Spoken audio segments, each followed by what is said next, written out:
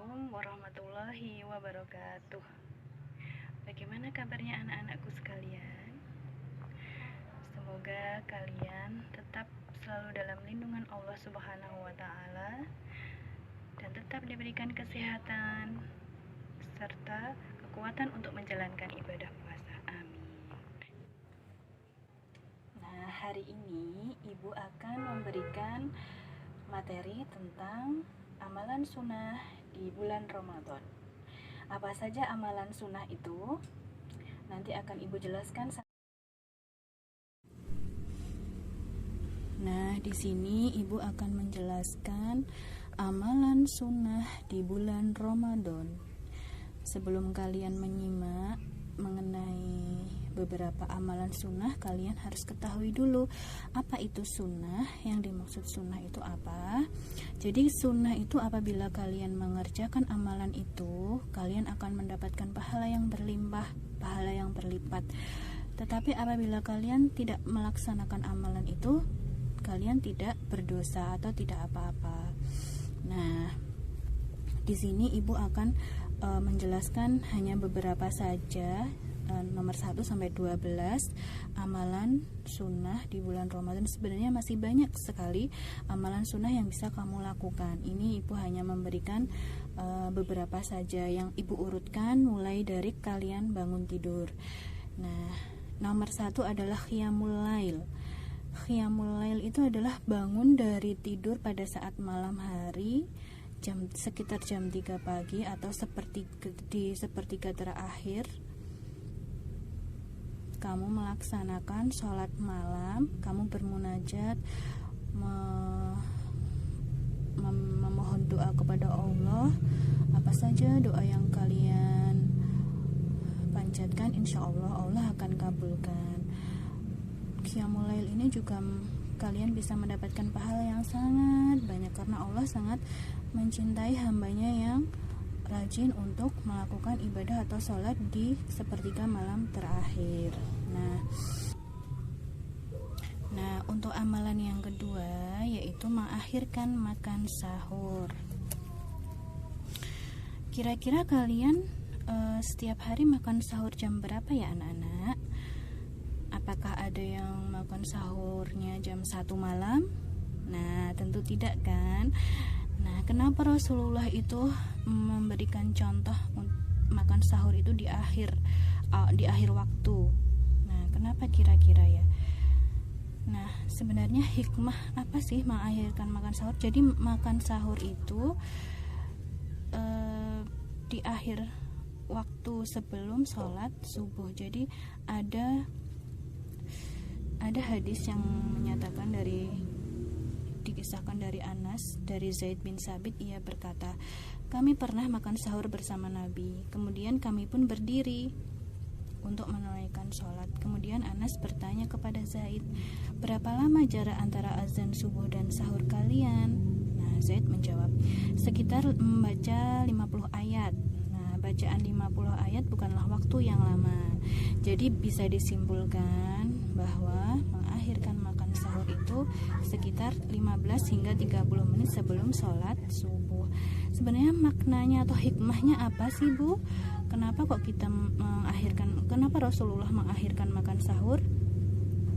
Nah, hikmahnya adalah yang pertama, mempersingkat waktu menahan lapar. Coba kalian bayangkan, ketika kalian makan sahur jam 1 malam, nah padahal kalian harus menahan lapar itu sampai jam 6 malam nanti.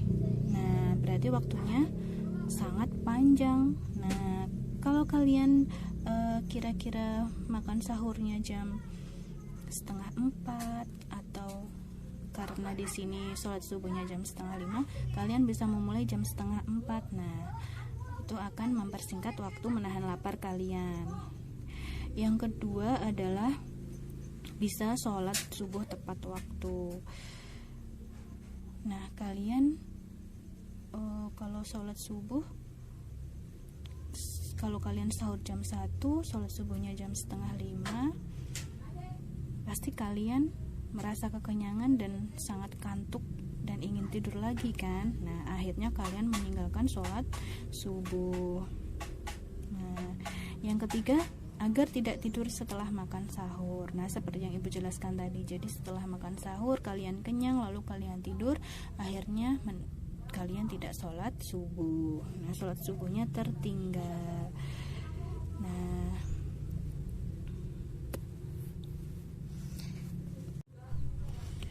Nah, yang ketiga adalah sholat sunnah fajar. Sebenarnya apa sih Bu sholat sunnah fajar itu?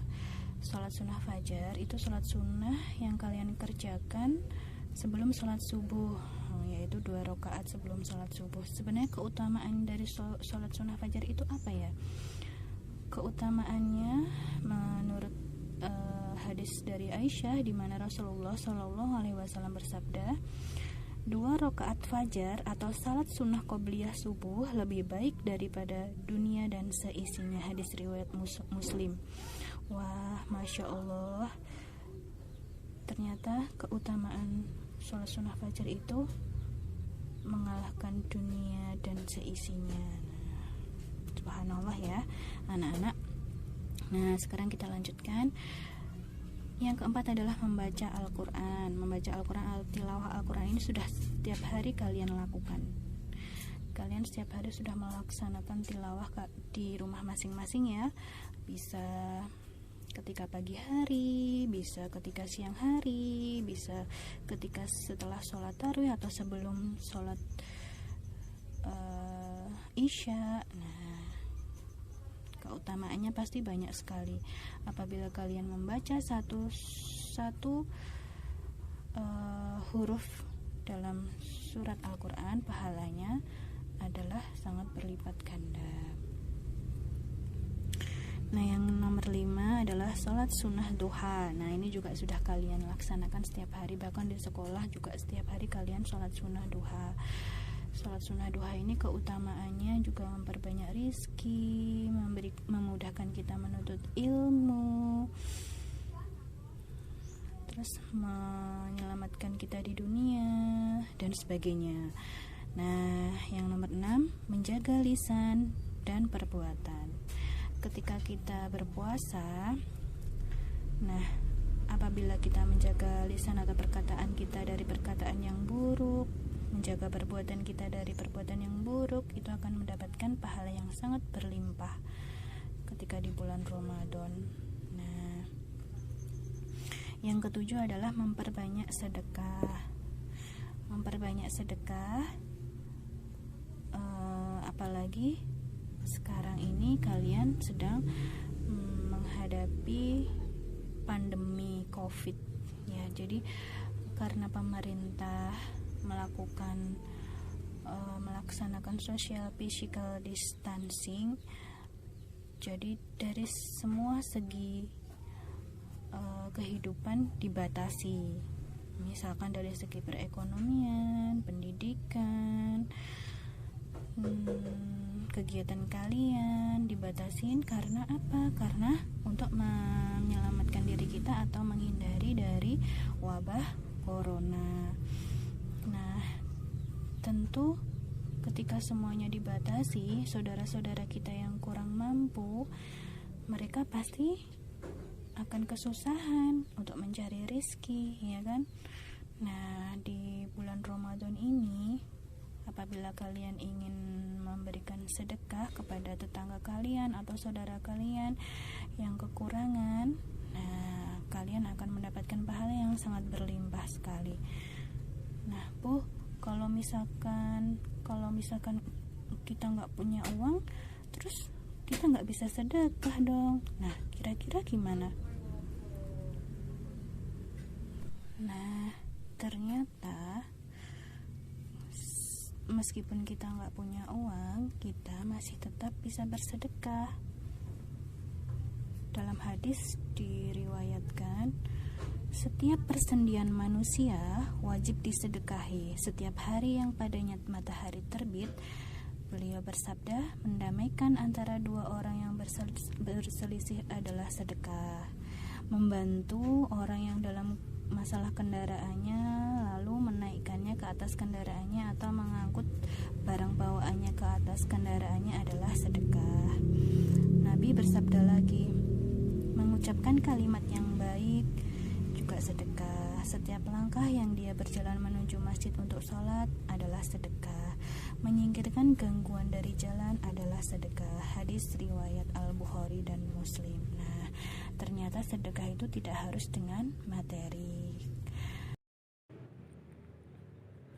Nah, yang selanjutnya adalah memberi makan orang yang berpuasa. Dalam hadis diriwayatkan, siapa yang memberi makan orang yang berpuasa, maka baginya pahala seperti orang yang berpuasa tersebut, tanpa mengurangi pahala orang yang berpuasa itu sedikit pun juga. Hadis riwayat Tirmizi.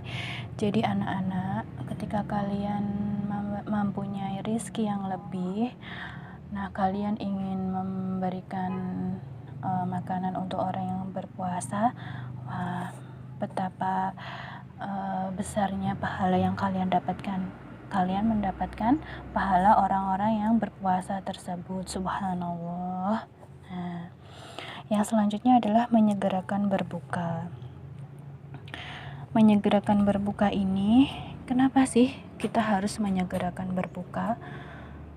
Berbuka ketika azan maghrib, Rasulullah selalu menyegerakan. Bahkan ketika azan maghrib itu belum selesai dikumandangkan, Rasulullah sudah berbuka.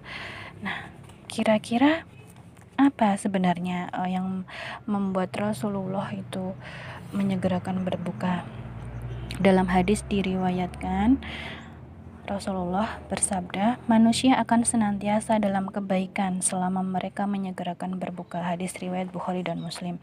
Ada lagi hadis qudsi dari Allah Subhanahu wa taala, hambaku yang paling aku cintai adalah hambaku yang menyegerakan berbuka. Hadis riwayat Tirmizi. Nah, Rasulullah memberikan contoh untuk menyegerakan berbuka supaya kita mengikuti sunnahnya.